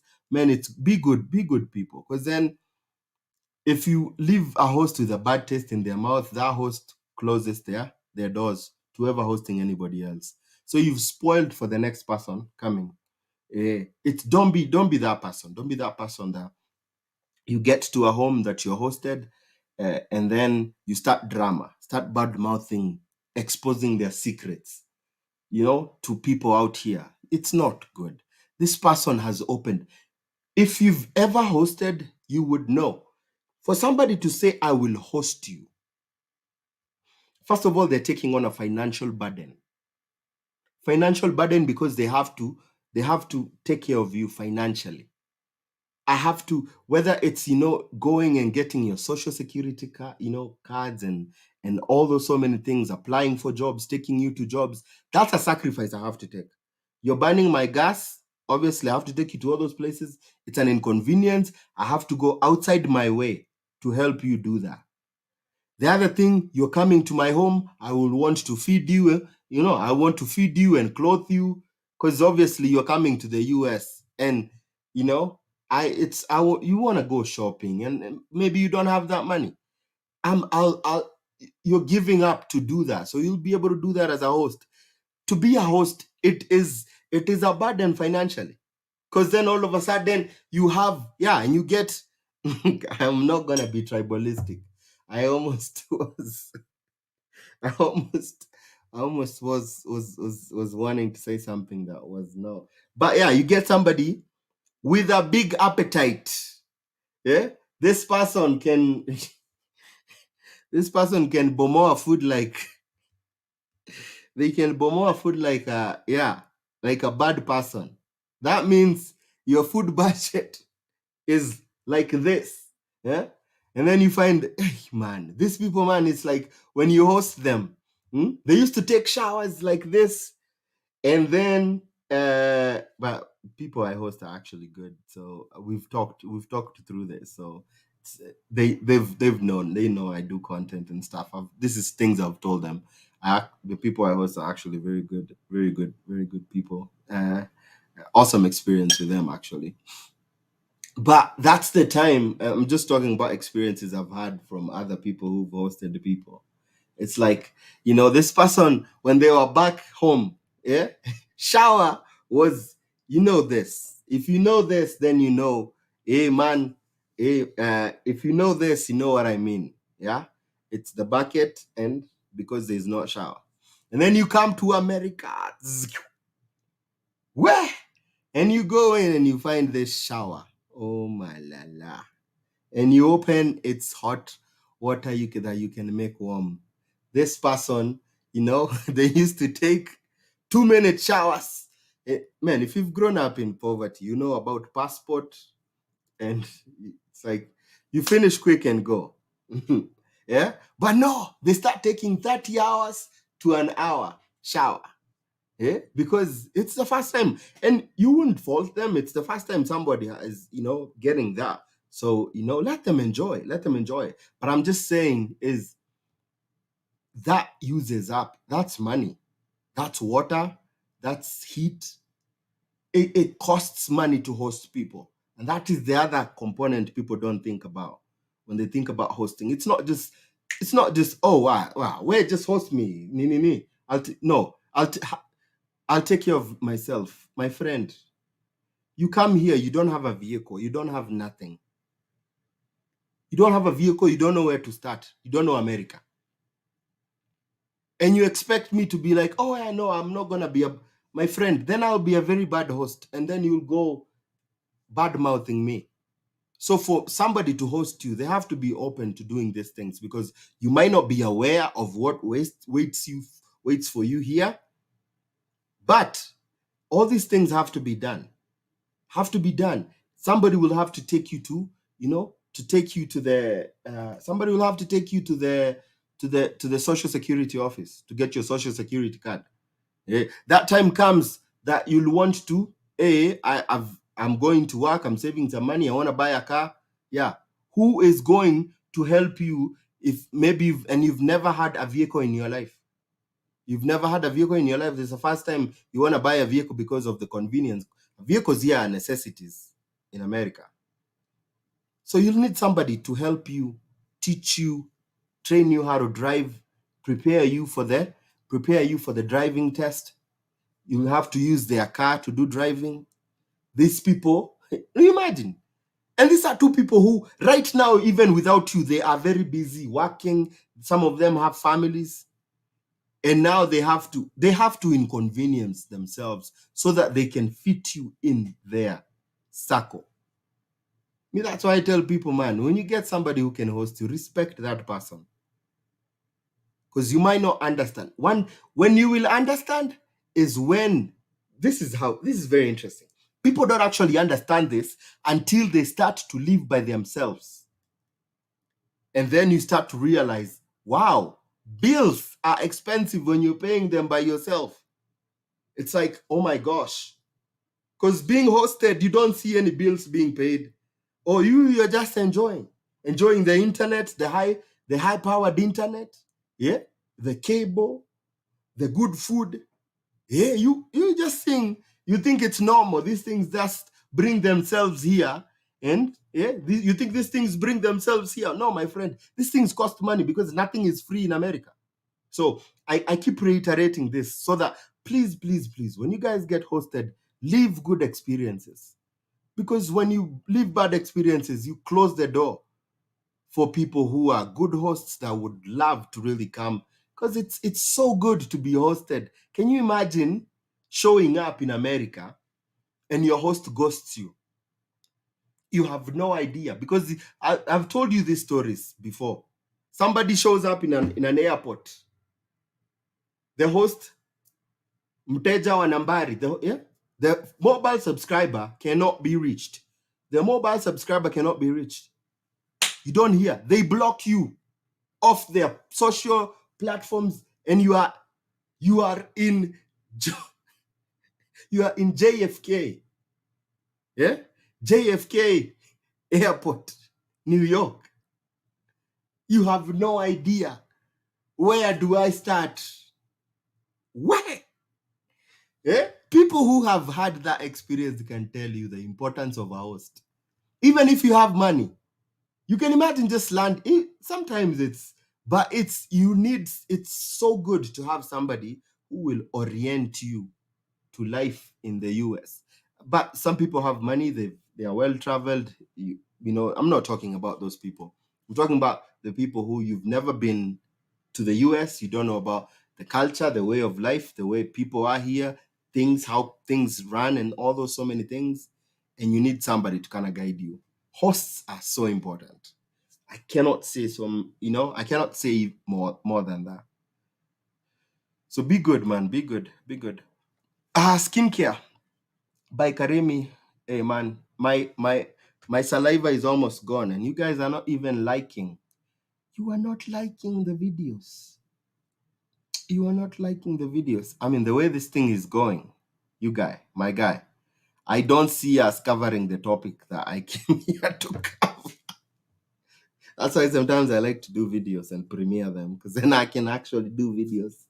But now this one is like, ooh, it's gone. All right, skincare by Karemi. Na medical mnaenda kila mtu kwa familia na mnalipia aje. Yeah, I talked about medical. Anywhere from 36,000 to 45,000. Every person pays for medical.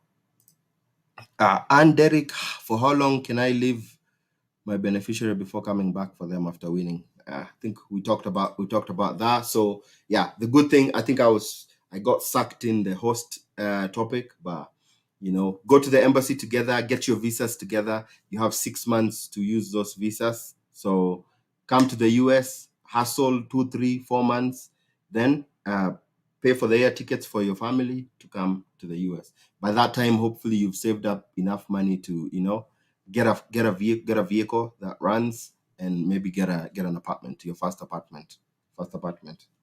Okay.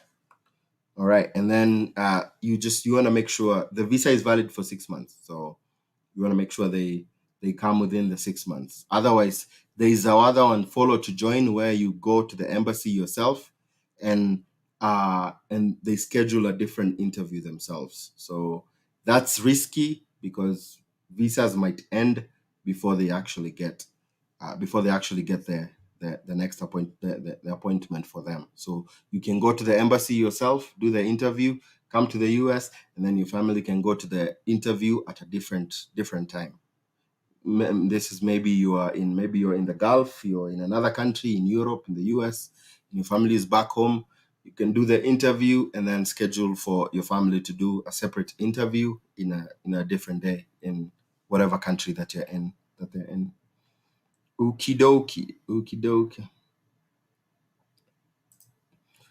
Ken Kuva.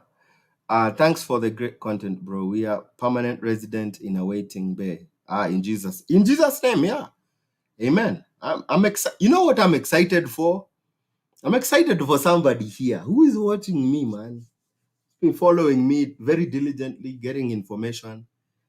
And May 4th, man, you'll look that and you will get that message. And with a low case number, my friend. Alafu, the next thing you're telling me is I just landed in Texas. Yeah. And it's just like, yeah, it's like the other day we had that interview with we had that interview, Bana. Yeah. This guy was with Benson Culture, man. Benson Culture was, one of my biggest supporters when, he would log in and take in the content, man. He would just log in, and he was one of the first people to comment. And it's like, every live I did, I kind of knew, Benson was going to be there, Benson Culture. And now I see him living his life. He's in Texas, taking Ubers, taking Range Rover Ubers. Man, hey. So we keep praying, man. We keep moving. I get excited because, today we're talking like this and you're watching me from the other side of the world. Yeah. Next year, it could be me interviewing you to tell the people how did you win it? Yeah. What did you do? Yeah. Document how you filled your this, so that when you come in, you can tell people, by the way, this is what I did. This is how I feel. Document. We walk by faith, my friend. I'm prophesying. If you are watching me today, you are going to be selected, and I'm going to be having this conversation with you, because you are the one who will be encouraging people. You will be encouraging them to apply, telling them what you did. Yeah. Keep hope, keep faith alive. I know it. It's not a doubt. I know it. I am a believer, man, and we love the Lord here. Yeah. And I know it without a doubt in my mind. You are watching me now. Yeah. But you're watching me now. Give it 1-2 years. You're going to be calling me, and I'm going to be sending you a link so that you can join me and we can have this interview. And you can let the people know what is it that you did. So document your process. Document it right now. What did you feel? How did you feel? Have a diary. When that time comes, it's like, oh yeah, by the way, you remember you told us to write down the way we like what I put for my birth, my city of birth and education. This is what I put for my education. I wrote it down. You said to write it down. It's like, here, look at this. Is it? It's here. Believe, man. I'm a miracle. Me, myself, I'm a miracle. And so I believe in miracles, man. I believe in testimonies. And I know without a doubt in my mind, you're watching me today, but 2 years, couple years, we're going to be talking. And you'll be the one doing content, showing people about life in the US. And I'm excited, man. I love it. The more content, the more clean content we get, the better, man. Let's help each other. And be like, people will be asking, can you host me? And I hope you will host them, because someone else will host you too. Yeah. Let me answer this. Jermaine Chirongo. Jobs are occupational health and safety niaje huko. Very good. And they pay well too. Occupational therapy and very good. Very good jobs, and they pay well. Kevin Garicol, hukusema kwa vida yako ya vile kujaza DV kama msee alifanya diploma university vile atajaza kwa education. Ulisema hizo zingine pekee, so msee atajaza under which. I mentioned it. So I talked about diploma. Diploma is an associate degree in the US. So people who get an associate degree, they go to the college, the community colleges. That's where they usually give associate degrees, at community colleges. So it's part of a university course, because then you can transfer from the community college to a university to finish your degree. So if you have a diploma, associate degree, then you feel some university courses. Some university courses is what you feel. There's like high school, there's primary, vocational, high school, no degree, high school degree, university degree, then university courses, then, oh no, university courses, then university degree, then graduate courses, then graduate degree. So you want to do university courses. You don't have a degree, but you have some university courses. Yeah. Canada visit visa, it may take how long to come? Kuna new updates ya delays? I think it just depends with every case. Every case is different. So many people that applied using my video, so many of them have gotten the visa. So many of them have gotten the visa. By the way, there was a guy. There's a guy that was coming. I'm hoping to hear from him soon. Oh, that's good. Oh, yeah, it's a pastor, one of the pastors actually. He was in the WhatsApp group. I'll talk to him more. I'll talk to him more. But he had told me that they Canada walinisumbua mpaka nikajipeana. Alafu he just messaged me that he's free now. He's free now. I told him to give me a call when he has time. So that would be nice. Yeah. So this is one person I actually walked through. I walked them through the process. They had so many questions.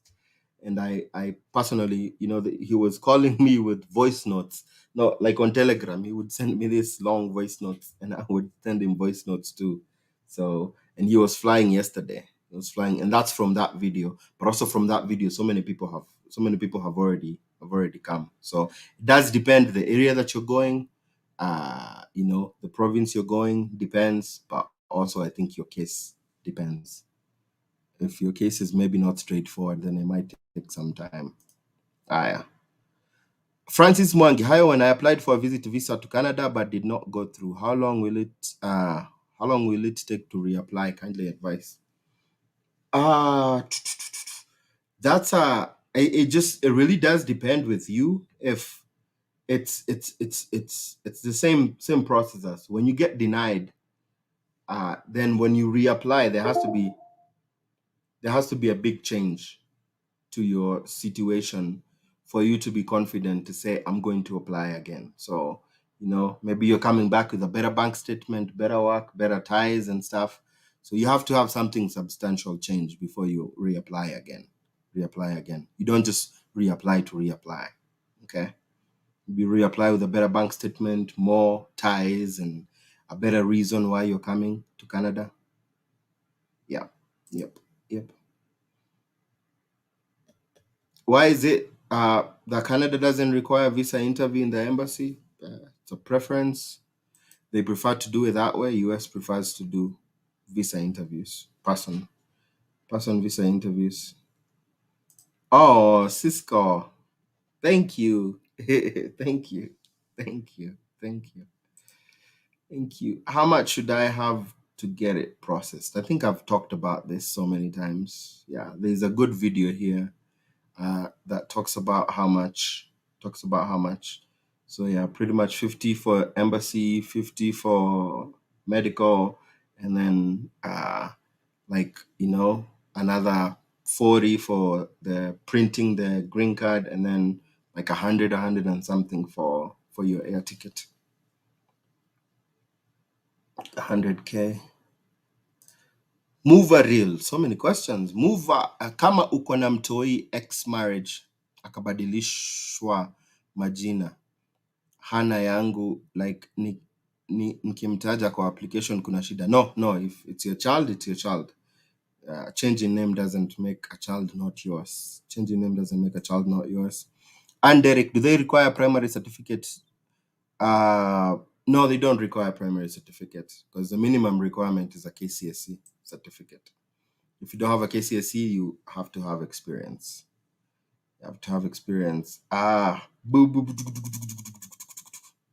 Yeah, ukweli, it's by God's grace. Awesi Mohammed, my kuzo alikataliwa kwenda kuhelp bro wake na medical issue. Is there any change if I reply or if you apply again? Just it's all about, they look at these things on a case by case basis. So it's what you apply that they look at this. So your cousin might have been denied, but then you apply and get it because your case is different. So it's a case by case basis. Mary Mbogwa, long time. You remember? Hey, Mary. I know so many Marys in my life. Bana. Mary Mbogwa, guy. Mary Mbogwa, Wahom. Mary. Mary, Ula, Mary, my classmate from primary school. Jibu hapo. If you're the Mary, my classmate from Primo.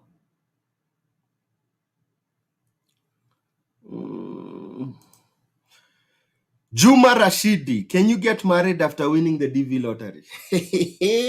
Where? Well, hey, it's a good question, but it also where it also really, this is a personal choice. If you're doing it for love, you love this person. It is not because you won the DV lottery that you're marrying them. Do it. Because you will throw a wrench to your case. What is a wrench? A wrench is you will throw a problem to your story.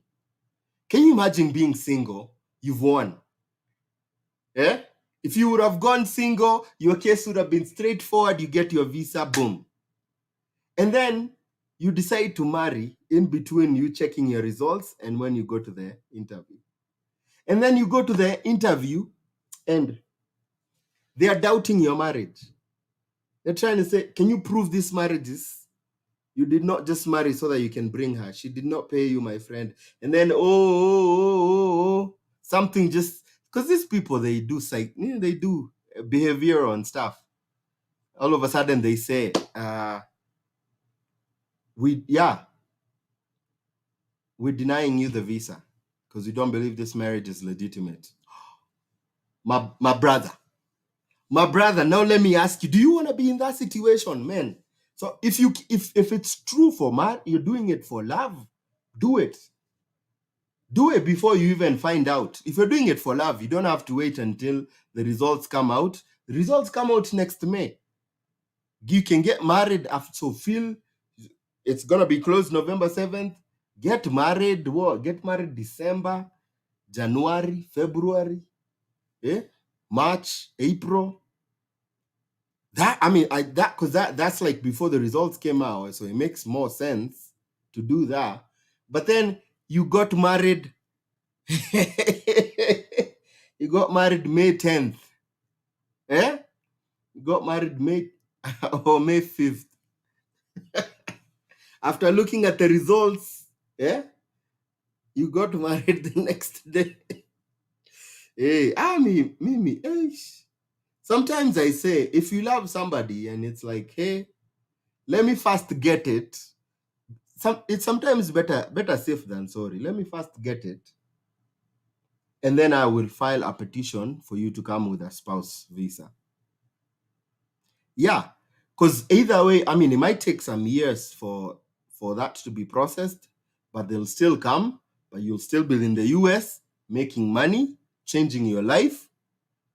Better than that person, that there's actually a person that was single, married, went to the embassy, they were denied because they deemed the marriage fraudulent. Now, can you imagine how, those are not even premium tiers, my friend, because those are like, can you imagine? Imagine that person.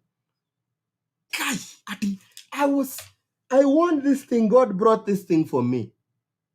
But, guy, I let somebody else trick me into marrying them, and as a result, I lost my thing. You guy, man, you think that marriage will survive? Because you'll forever be the reason why this guy did not go to America. Guy, no, can you imagine that, all you single people? That question I pose, can you imagine you won as single, Rashidi? Imagine you won as single. and then somebody talked you into marrying them. And because you married them, you go to the embassy, you go to the interview, you get your 2NL, you go to the interview. And they tell you, we are denying you because we believe your marriage is fraudulent. What can you do? Put yourself in that shoe, and then maybe you make the call. It's not me. You make the call, my friend. Because I believe that is something, I think, oh my gosh, it's like you regret for the rest of your life. Because probably you keep playing after that and you never get another opportunity. Do you get the interview with your beneficiary? You book the interview with your beneficiary. Yeah, you add them. It's a way to add them in the DS-260 if you want to go together. If I'm married and we win the DV during the interview, can I help my spouse? What do you mean? What do you mean help them? Unless they cannot talk and they sign, I think that would be a red flag. Don't want to do that. The officer will ask questions and your wife will answer them. You don't want to answer. Yeah, if you do that, that's not good. That's a red flag. The consular officer asks your wife questions and you want to answer them. Don't do that. Don't do that. Don't do that, my guy. Where? Red flag. Don't do that. Don't do that. Let her answer. They are very easy questions. They're like, yeah, you know this guy. You married to this guy. Yeah. Sometimes they might ask you, what's the makeup of your TV? If there's doubts, they might separate you, ask separate questions about your homes. If they both match, then you're good. But a lot of times it's not going to be that complicated. Thank you for clarifying about grades. If your spouse gets pregnant and you get 2NL and you go for interview, your wife is pregnant, then you get visas valid for 6 months. In the process, wife apate mtoi unadu. Okay, so what happens with pregnancy is, as long as the baby is in the belly, nothing happens. As long as baby is in the belly, nothing happens. Oh man, I missed this. I should have been doing this. There's a way that I can mark the video. That way I can separate some content. But I've marked this one. So let me answer. Let me rewind and start answering it. So for pregnancy, if you are pregnant at the time, maybe right now you play the DV lottery, you're pregnant, and the baby is born, before you fill your DS-260. Before you fill your DS-260, then you have to make sure you get a passport for your baby. Get a passport for your baby, include your baby in the DS-160. So if the baby is born before the results come out, you want to include them in the DS-160. Okay? If the baby is born between DS-260 and your interview, you can let Kentucky Consular Center know to unlock, let them know before your visa interview. Let them know of the birth. Okay, let them know of the birth. They might unlock your DS-260 so that you can include your baby in the DS-260. Okay, that's before the interview. After you've gone to the visa interview and you get, you have the baby is born after you've gotten the visa. At that point, the baby doesn't need to go to the visa, doesn't need a visa.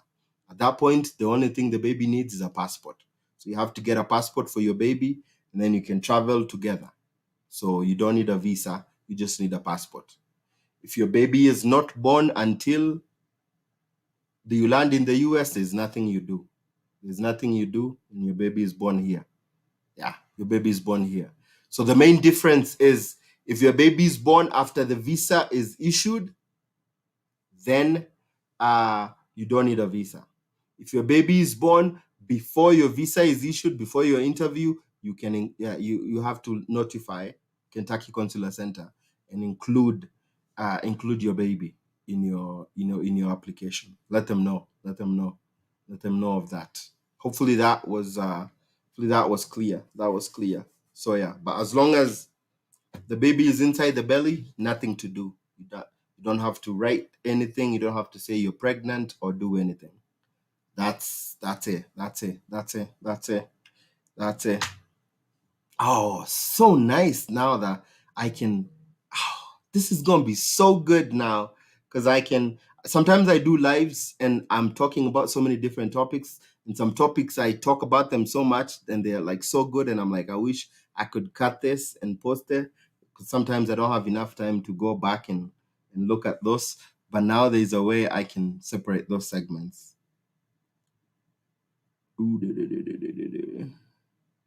All right. So, barman, what are the steps immediately you notice that you were selected, bit by bit until you fly to the US kindly? Yeah, I think that would take too much time. I've done a video. I've done a video on a step by step.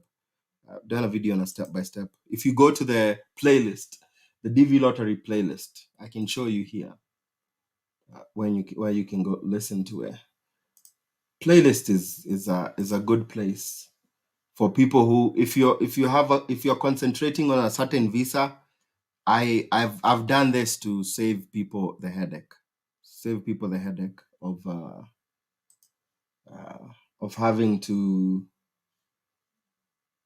try and go search for videos. That you can have a playlist and the playlist can just play for you. Okay, so if you go to my YouTube channel, this is my YouTube channel, the Kenyan American Home. You will find playlists. See, there's like home videos. I'm trying to make it bigger. I feel like yeah, so there's home videos, shorts, live playlists, community, and then you want to go under playlist. See here you have playlist. If you click on playlists, it'll bring you to this created playlists. So I have US student. I still need to move some videos here. I have more videos than just the 5.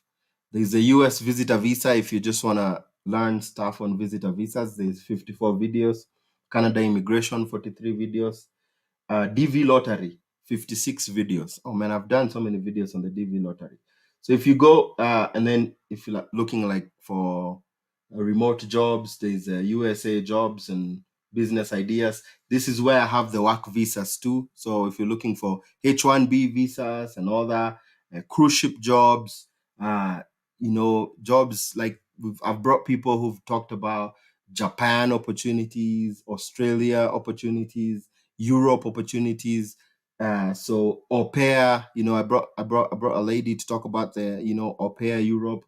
Those are all under US jobs and business. So there's 61 videos there. And then there's the immigration, relationships and stuff. But if you go to the DV Lottery Green Card playlist, if you go here. Events are back, you guys. Events are back. They're booking. Events are back. So yeah, if you go here,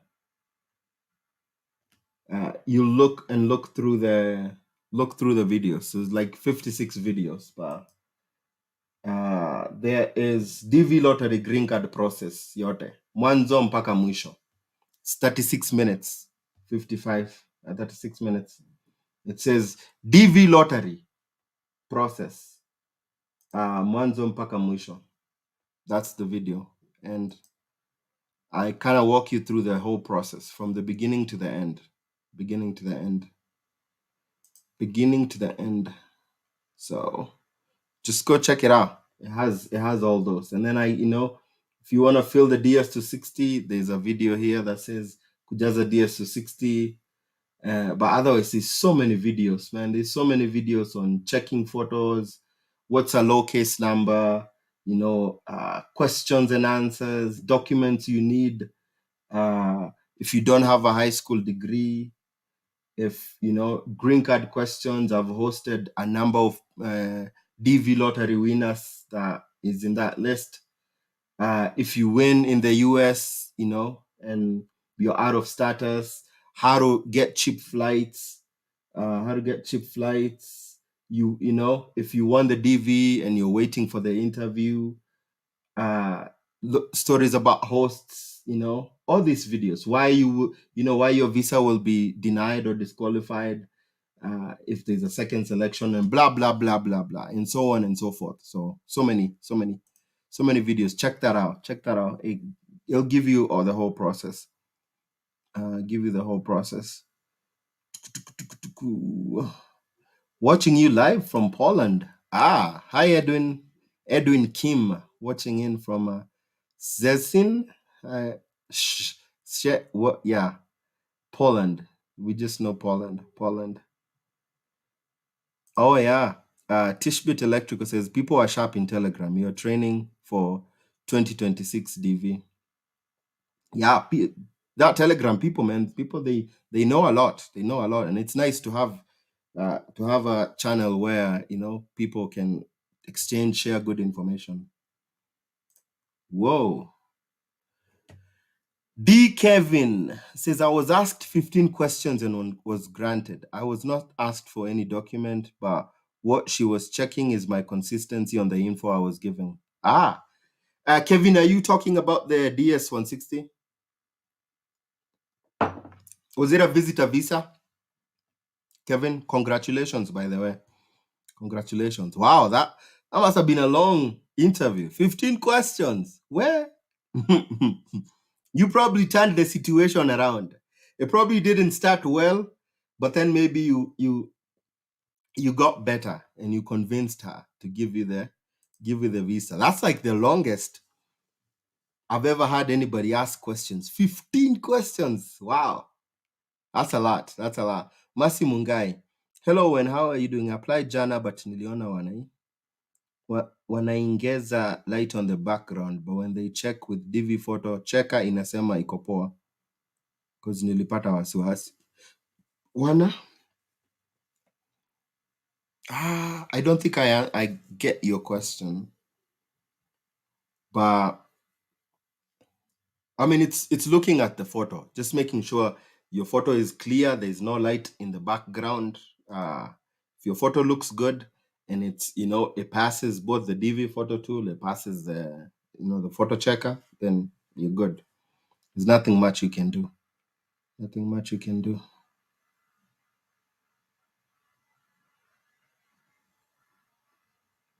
You saw what time you asked. Oh, and Erica, what time are you asked for affidavit of support? So that's when you are preparing for the interview. So when you get your 2NL, that's there's a submission of documents.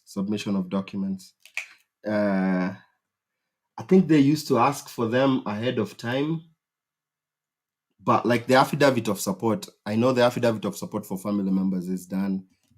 Like the person who's doing it can log into your account and do it from there. Upload whatever they need to upload. Whatever they need to upload for that. But it's after you get your 2NL. Can someone apply more than once? No. You don't want to do that. Automatic disqualification. If you do that. People think you can't be clever. They'll catch you. Because, I mean, unless you forge your names, which in that case, that's not going to be you. You can't write different names. You're going to use the same passport photo. But you don't want to apply twice. Apply just once. If it's yours, it's yours. Elijah, hapo kwa kucheki picha nimefuatilia sana sijairada. Ni dvstate. If you want, kuna nini? Hii ni ya time? Yeah. Okay. All right. Wadau, I think it is time. Nimekujiwa na serikali. Oh, Tishpit, man, thank you so much. Thank you for the super sticker and the gift, man. I appreciate. Shukran sana for the nini for the sticker. Man, yeah, I always accept gifts bana. Nothing is too little. Unaona? Nothing is too little. Siezi nini ukiona na kubless, if you think I bless you, man, I don't say no to being blessed. I will take your blessing. But yeah, man, thank you so much. Tishbit. Oh, thank you, Stephen, too. For for that. Thank you for that, man. Appreciate. Appreciate the love, the support. Oh man. Yeah, so I came here to cover a topic, but unfortunately, I wasn't able to cover the topic today. But maybe we'll do it another time. We'll do it another time. Because it's actually outside of the DV lottery, which it's good that we actually today just focused on the DV lottery, because